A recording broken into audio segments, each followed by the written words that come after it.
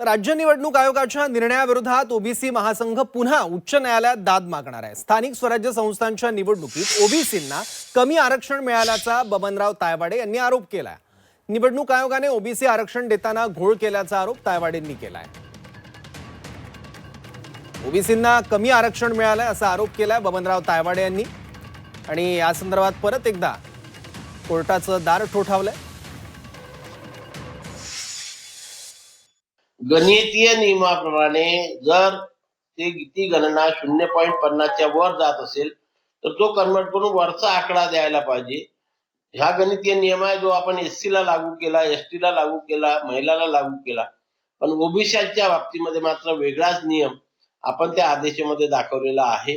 म्हणून स्वतःच्या आदेशाचं वेगळं स्पष्टीकरण निवडणूक आयोगाने काल आम्हाला दिलेलं आहे आणि म्हणून पुन्हा आम्ही उच्च न्यायालयामध्ये दाद मागू। या निर्देशामध्ये अशा प्रकारची आम्हाला निर्देश त्यांनी दिलेले आहे, सूचना केलेल्या आहे।